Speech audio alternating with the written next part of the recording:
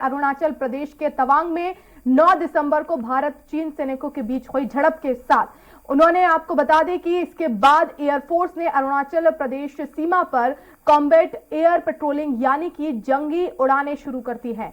चीनी घुसपैठ की कोशिश को देखते हुए एलएसी के पास सर्विलांस बढ़ा दिया गया है।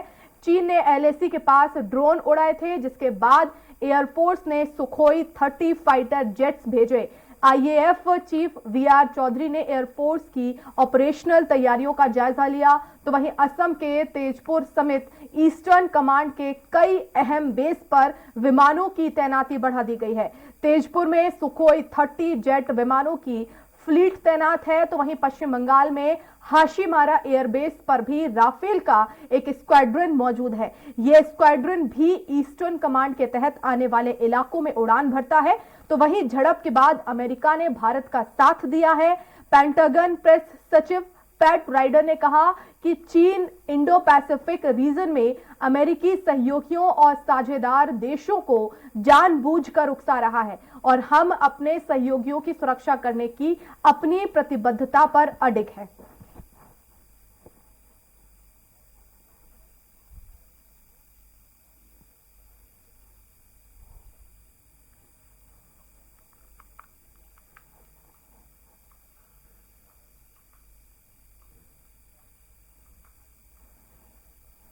तो आपको बता दें कि एलएसी तनाव पर भारत के साथ है यूएस।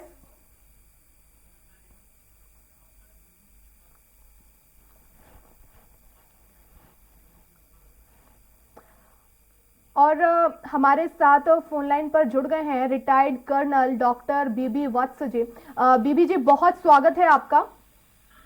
धन्यवाद। जय हिंद। डॉक्टर बीबी, किस तरह से देखते हैं आप इस पूरे ही मामले को? क्योंकि एक तरफ देखिए भारतीय सेना ने खदेड़ा, लेकिन दूसरी तरफ अमेरिका का भी साथ मिला है और कहा है कि हम अपने पड़ोसी देश की जो है वो रक्षा के लिए हमेशा प्रतिबद्ध रहेंगे। अगर नेशनल लेवल पर इसको देखें तो ये एक बहुत बड़ी हमारी सामरिक जीत है। जो चीन का हवा पिछले तकरीबन 70 साल से या बनाया जा रहा था कि इसे मत पेड़ो, ये हमें खा जाएगा। डोकलाम, गलवान और अब ये अरुणाचल प्रदेश का जो इंसिडेंट है इस बात का गवाह है कि चीन की आंखों में आंखें देख कर भी चीन को उसकी औकात बताई जा सकती है और जो बताई जा रही है। अगर इंटरनेशनल लेवल पर देखें तो भी सामरिक दृष्टि से डिप्लोमेटिक जीत है हमारी, क्योंकि अमेरिका जैसी एक बड़ी शक्ति, हालांकि उसके अपने कुछ इंटरेस्ट हैं, चाहे वो साउथ चाइना सी में हो, चाहे वो ताइवान के बारे में हो, लेकिन उनका इतना बड़ा बयान देना हमारा एक बहुत बड़ी जीत है और उसके लिए मैं प्राइम मिनिस्टर मोदी जी और फॉरेन मिनिस्टर जयशंकर जी को बहुत बहुत साधुवाद और बधाई देता हूं।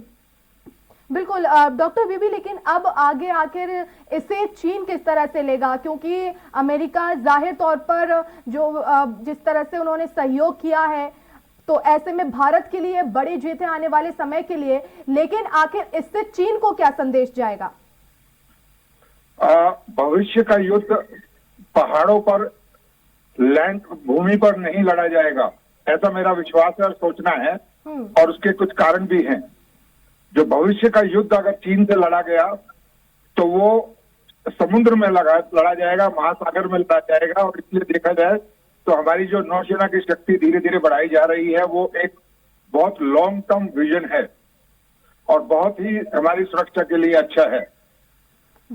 चीन को मालूम पड़ गया है कि एक बहुत सुदृढ़ और तुरंत डिसीजन लेने वाली एक गवर्नमेंट, सेंट्रल गवर्नमेंट बैठी हुई है, जिसने अपनी सेना को खुला छूट दिया हुआ है कि मौके पर आप डिसीजन लीजिए।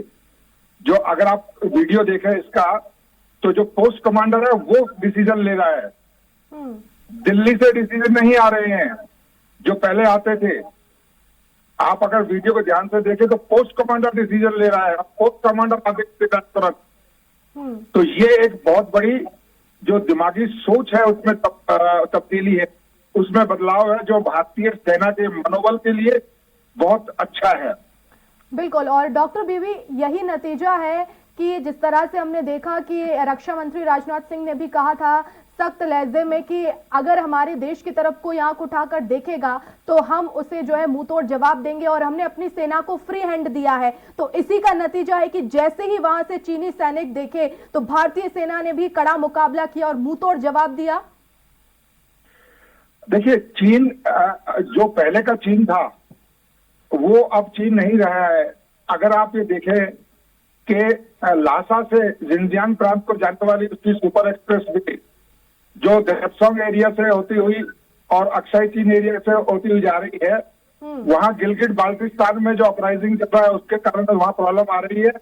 बलूचिस्तान में जो स्वदेशी मूवमेंट चल रहा है उसके कारण प्रॉब्लम आ रही है, और समुद्र के अंदर ग्वादर के एरिया में जो अपराइजिंग चल रही है उसके कारण आ रही है। तो चाइना पाकिस्तान इकोनॉमिक कॉरिडोर का जो चीन का जो सपना था वो सपना धीरे धीरे चकनाचूर होता जा रहा है।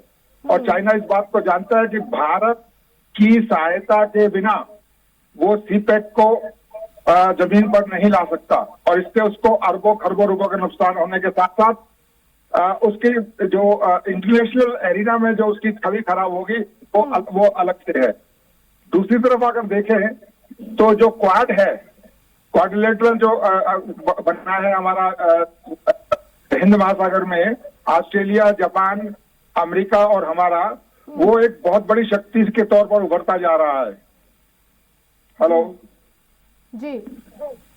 वो एक बहुत बड़ी शक्ति के तौर पर उभरता जा रहा है, जिससे चीन का जो मलक्का स्टेट से होते हुए जो तकरीबन 58% की जो माल जो ढोया जाता है, शामिल उसमें ऑयल भी है, उसको बहुत बड़ा खतरा पैदा हो सकता है। तो इसलिए चीन को चारों तरफ से घेरा जा रहा है। रशिया हमारा एक ट्रस्टेड पार्टनर है, और रशिया हर कोशिश कर रहा है कि किसी भी तरीके से भारत और चीन एक हो जाए, जो संभव नहीं है, बिकॉज वैचारिक शक्तियां, वैचारिक मतभेद है।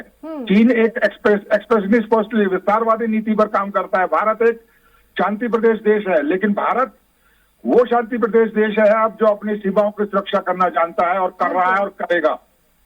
बिल्कुल, और इसी सिद्धांत के साथ यहाँ पर जैसे ही चीनी सैनिक जो हैं वो एंटर हुए और ऐसे में भारतीय सेना ने कड़ा जवाब दिया, वहां पर मुंहतोड़ जवाब दिया और सभी सैनिकों को जो है वो खदेड़ा। बहुत शुक्रिया डॉक्टर बीबी हमसे जुड़ने के लिए। जय हिंद।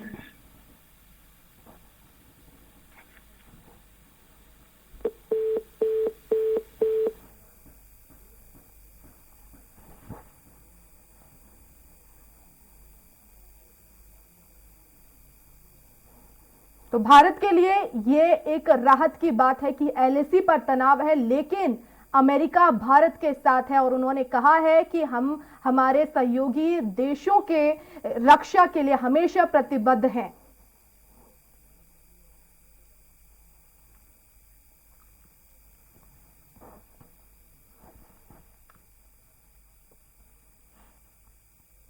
तो चीन की घुसपैठ पर अमेरिका ने बड़ा बयान दिया है, सहयोगी की सुरक्षा के लिए हमेशा प्रतिबद्ध हैं, और भारत में घुसपैठ की कोशिश के बाद दोनों देशों के बीच हालांकि तनाव है, लेकिन इस बीच राहत भरी खबर, अमेरिका की तरफ से बयान जारी किया और कहा कि हम अपने सहयोगी देश की सुरक्षा के लिए हमेशा प्रतिबद्ध रहेंगे।